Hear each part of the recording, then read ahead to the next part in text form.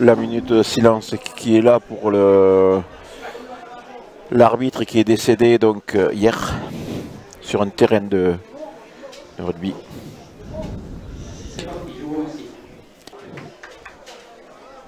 Avec coup d'envoi donné par Théo Toulouse, comme tu disais.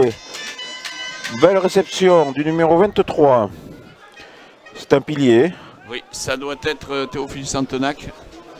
Allez, point d'ancrage. Le demi de mêlée qui n'est autre que Loïc Maisonnave qui nous fait le petit train. Allez, c'est parti. Et on vient d'avoir un résultat, Benoît, qui vient de tomber. Un premier résultat, les espoirs de Kyros ont battu Saint-Jean-de-Luz 31-9. Donc ils finissent premier de poule et vont rencontrer un quart, une équipe de l'autre côté de la France. Ça peut être la Seine. Allez, ça enchaîne avec le numéro 9, Maisonneuve, qui demande à pouvoir jouer. Il y aura une pénalité. Oui. Actuellement, le ballon il quitte pas le 9-10, donc c'est compliqué. Attention, ça va attaquer. Bolavoku en premier. Voilà, qui va à la percussion, mais il y a un joueur blanc qui avait les mains sur le ballon. Non, le ballon qui ressort pour Mérignac avec la troisième ligne, le 6 Giraldez, Tom Giraldez qui va au sol. Le ballon qui est ressorti avec le Diaby qui est. Attention, est-ce que monsieur l'arbitre considère que c'est un plaquage ou pas? Non, mais il a estimé que c'était pas un plaquage, donc il y aura un avantage pour cette équipe de Mérignac, voilà. Et donc Mérignac qui continue à attaquer, attention parce qu'on est en jeu au niveau de la défense. Toujours le 23, toujours avantage pour cette balle. Gros nettoyage. Avec toujours l'avantage, le bras tendu de monsieur l'arbitre, ça écarte de nouveau, ça va sur l'extérieur avec Ndombi qui est tout seul pour attention, une grosse accélération, le numéro 12. Donc non, c'était Piot qui avait accéléré. Ça se replace dans l'autre sens, attention de bien circuler défensivement Rion, mais ils sont bien en place pour l'instant. Et là c'est de nouveau une pénalité. Voilà. Et il peut y avoir carton. Quelque chose, un geste d'un blanc ou d'un bleu, on ne sait pas, on va le savoir vite. Et Mérignac, dès l'instant où ils arrivent à conserver le ballon, on déplace bien le ballon à la fois aussi dans l'axe, on l'a vu avec Diaby, et aussi latéralement avec, sous l'impulsion de Maisonneuve et de Lozon. Et donc c'est une biscotte, Fabien Douette qui a pris une biscotte numéro 14. Avec du Hourquet. Attention, pression, mais le ballon qui peut être joué par le numéro 8 qui part, qui prend l'intervalle, qui a réussi à donner sur Toulouse avec Diurki qui remonte ce ballon. Attention, le soutien qui manque un peu, mais ça y est, ils sont arrivés. Mérignac qui se remet en place, mais il y aura un avantage avec un hors-jeu de cette équipe de Mérignac. Et c'est un ballon qui est joué sur l'extérieur. Voilà, avec un ballon de nouveau qui est tapé. Donc ça risque d'être peut-être une biscotte. Oui. Et l'arbitre qui siffle cette pénalité. Le règlement, c'est la biscotte comme hier. Avec l'arbitre touche, bien sûr, qui a signalé donc ce geste d'anti-jeu, parce qu'aujourd'hui c'est considéré comme un geste d'anti-jeu. Et donc le joueur qui est appelé, et ce sera une biscotte. Donc pour quel joueur? Ah, c'est un avant, tiens. Ah ben c'est le numéro 1, Santenac, et qui est suivi de très près avec les deux centres, sachant qu'il y a un ailier de moins. Grosse poussée. Avec voilà, Olivier Toulouse qui porte ce ballon avec Ndombi qui peut aller marquer, qui va marquer, Chris Ndombi. Voilà, avec un peu de vitesse, voilà. Et si les passes sont bien assurées, ils vont pouvoir construire leur jeu, c'est Rionnais. Et donc c'est Rion qui ouvre le score. Et toujours devant. Elle est bien pris par le numéro 7. Et ça enchaîne avec Bolavoku qui joue en dos avec Delozon. Delozon, par une passe qui touche le sol, trouve son arrière, Rémi, qui a cassé 2 plaquages quand même. Et ça enchaîne en sens inverse avec Mété. Mété qui fait la passe de plus, ça joue pas mal, attention. Bolavoku, Diaby qui a été un peu gourmand. Qui aurait pu donner le ballon, il y avait largement de quoi. Attention, le numéro 10 qui est venu plein fer, Lozon.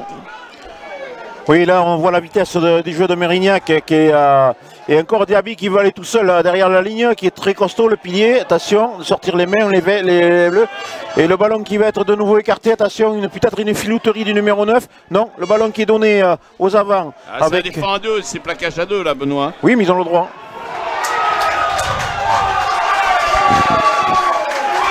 C'est un essai marqué par Mérignac qui a accéléré le jeu et donc c'est l'essai qui est marqué par le numéro 8. Voilà, qu'on n'avait pas beaucoup vu jusqu'à présent et voilà, on la voit sur les images.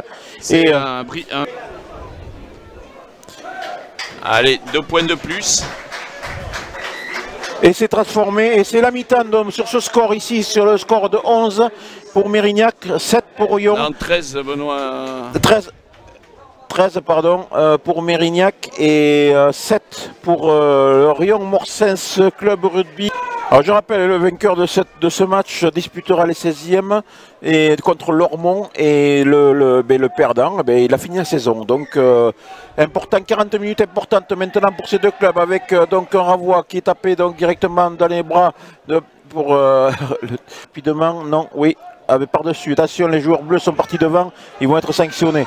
Non, l'arbitre laisse jouer la relance avec donc le joueur de Mérignac qui écarte le jeu et qui vont fixer devant. Qui vont obliger la défense à rester autour de ce mol. Et donc avec un gros plaquage qui va être sanctionné, un plaquage à retardement sur le numéro 9. Et donc qui va être sanctionné d'une pénalité. Et donc c'est un Dongui qui remonte ce ballon avec un peu de vitesse, non, pas beaucoup. Et attention, parce que là il a mis les joueurs dans l'embarras et on voit Mérignac qui avance puisque le ballon de Toulouse a été contré. Et c'est un ballon qui est écarté. Attention, la défense qui monte vite. Et l'arbitre qui a vu une faute des Bleus. S'il y a une pénalité et qu'elle est tentée, ça pourrait mettre un peu plus d'espace au niveau du score et ça va pas arranger les affaires de Riom. Mais pour le Benyat Oshki avec un lancer fond de touche, ballon qui n'est pas récupéré de nouveau, qui est pris par la défense de Mérignac, qui va pouvoir se dégager et qui ne va pas s'en priver avec par intermédiaire de leur numéro 15 qui tape un grand coup de pied très haut qui va être récupéré par Fabien Douette directement en touche et qui peut être joué rapidement. Ce ballon encore, la passe de plus, encore. Avec Ndongi qui doit accélérer, qui doit prendre l'extérieur là, qui doit obliger les joueurs, la défense à s'écarter. Et c'est un ballon qui est récupéré avec toujours... Voilà, c'est bien, là encore, faut donner. La passe de plus, elle va cher. Encore, voilà. Et de nouveau une maladresse qui empêche l'équipe d'avancer avec la bonne vitesse. Mais le ballon qui est de nouveau récupéré par Riom avec un contact sur les avants. Donc pareil, le ballon qui... fort de Théo Toulouse. Théo Toulouse qui est pris, qui donne à son numéro 8 du Luc. Point d'ancrage, faut vite le sortir ce ballon.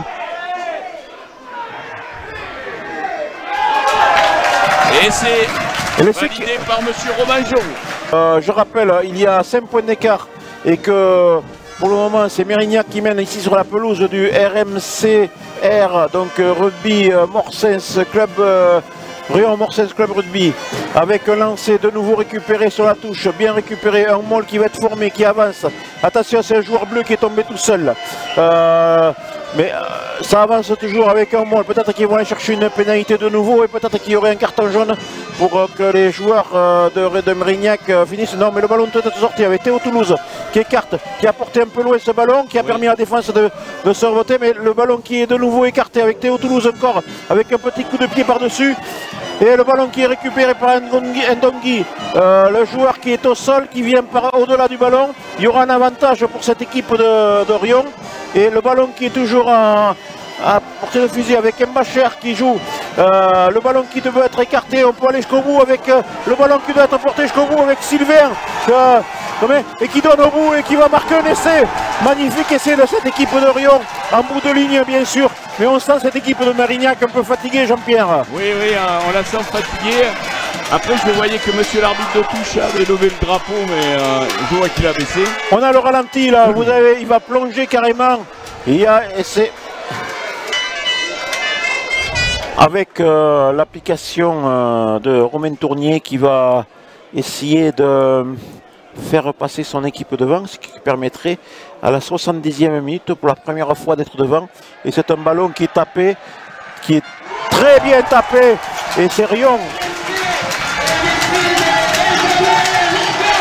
C'est Riom qui renverse ce match, Jean-Pierre, qui avait 12 points de retard il y a un quart d'heure et qui pour le moment mène sur le score de 21 à 19 devant cette équipe de Mérignac. Sur les mains rouges Et le ballon qui est arraché. Et pénalité pour Rion. Et l'arbitre estime qu'il y avait une molle et c'est une pénalité pour...